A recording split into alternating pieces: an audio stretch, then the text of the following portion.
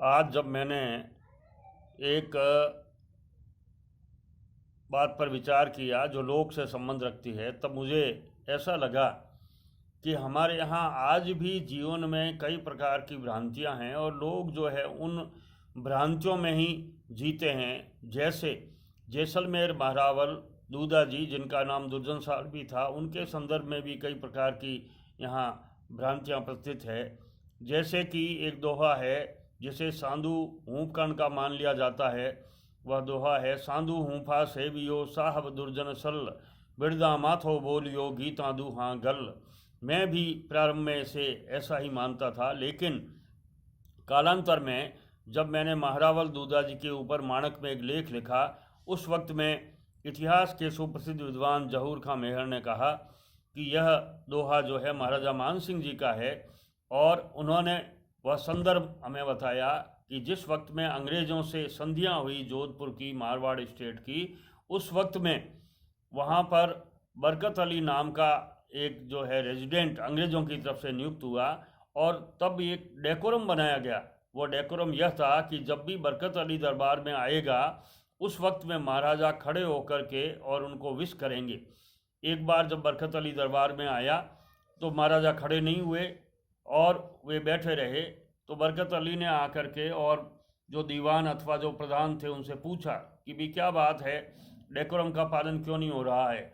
उस वक्त में उन्होंने कहा कि महाराजा साहब का जो है इन दिनों में थोड़ा दिमाग ठीक नहीं है। वस्तुतः बात ये थी कि महाराजा मान सिंह जी ने ऐसा कह रखा था और वे खुद जो है भजन बाणियाँ जो है बनाने में तल्लीन थे। ऐसे में बरकत अली चुप होकर के बैठ गया। थोड़ी ही देर में वहाँ पर जो है कहते हैं कि एक सुप्रसिद्ध चारण कवि आए, मैं अभी उनका नाम भूल रहा हूँ।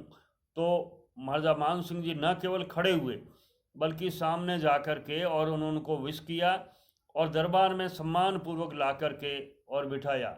लोग तो ये कहते हैं कि उनको जो है अपने साथ आधे सिंहासन में बिठाया, लेकिन उनको सम्मान पूर्वक बिठाया।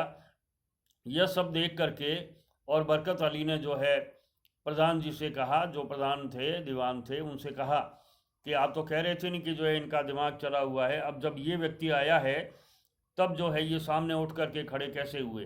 तब महाराजा मान सिंह जी ने जो जवाब दिया था, उस जवाब में उन्होंने यह दोहा जो है उस वक्त में कहा। उन्होंने कहा कि यह वह कौम है, ये वो चाण लोग हैं जिन्होंने हमारे मृत व्यक्ति के जो है मुंह को बुलवा दिया। सांदू हूँफा सेवियो साहब दुर्जन सल, और बिरदा माथो बोलियो गीता दूहा गल।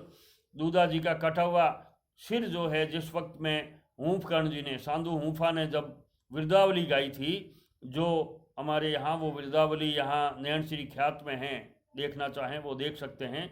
तो वो विरदावली गाई, उस वक्त में कहते हैं कि जो है उनका कटा हुआ सिर बोला। ये लोकोक्ति है, लेकिन जो भी स्थिति रही हो, मान सिंह जी ने ये बताया कि ये वह कौम है जिन्होंने हमें मरे हुओं को जो है मुंह से बुला दिया। मैं तो जिंदा बैठा हुआ हूँ, तो अगर मैं उठ करके सामने चला गया तो इसमें क्या अतिशयोक्ति है।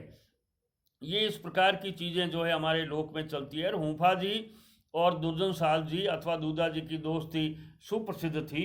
वे खींवसर में लखांदे मांगलियाणी जो उनकी महारानी थी, जो जैसलमेर के द्वितीय साके में जो अपना एक प्रकार से वहाँ थी नहीं, तो उन्होंने अपने पति के जो है सिर को चाहा। तब हूँफकर्ण जी ने उस युद्ध भूमि में बिरदावली गाते हुए और एक उस कटे हुए सिर को कहते हैं बुलवाया और जो है उन्होंने उससे महारानी को सौंपा। ये एक प्रकार की लोकोक्ति है।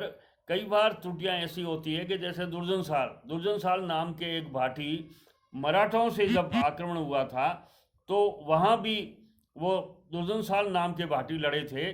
तो लोग भी क्या कर देते हैं कि वो जो है दुर्जन साल जो मराठों से लड़े थे, जो दिखणियों से लड़े थे, उनके दोहे और सवैया महारावल दूधा जी अथवा दुर्जन साल के साथ जोड़ देते हैं। तो इस प्रकार की जो है लोक में कई प्रकार की जो है भ्रांतियाँ चलती है।